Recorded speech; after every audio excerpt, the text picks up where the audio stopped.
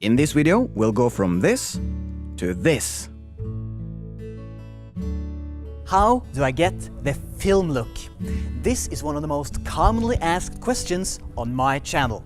So here's 5 easy steps you can do to achieve this using a regular DSLR with the kit lens that comes with it.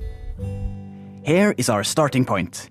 If we take a look in the camera, we can see that it looks okay, but it can certainly be better. The first thing you can do is to zoom in on your subject. When you zoom in, you separate the foreground from the background. Now, adjust the aperture to be as large as possible. The larger the aperture, the more shallow depth of field you get.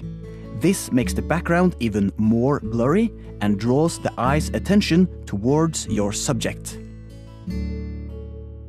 Good lighting from the front is one thing, but to really make your subject stand out, use so-called backlight. This is used in pretty much every professional light setup. What you need to do is to place your subject so the sunlight hits her diagonally from behind. Use movement to make your films look more alive. This is what I usually do. I hold the camera in my hands and then I use my legs to slowly slide my body to the side. Look how much better this looks than just standing still.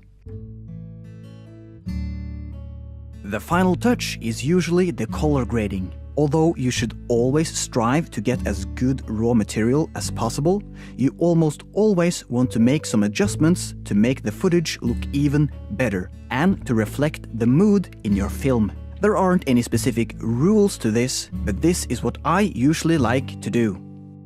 Make the midtones warmer, as this is usually the skin tones.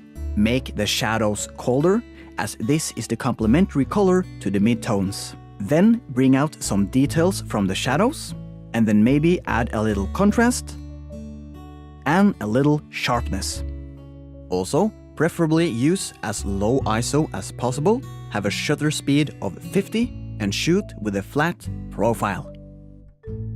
Okay, now I've shown you some basic tips to get you started.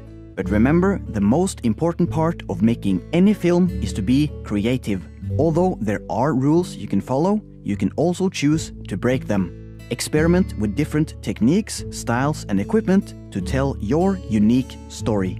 Because that is what film is ultimately about, telling your story. As always, if you have any questions, please comment below. Thank you for watching, and see you soon.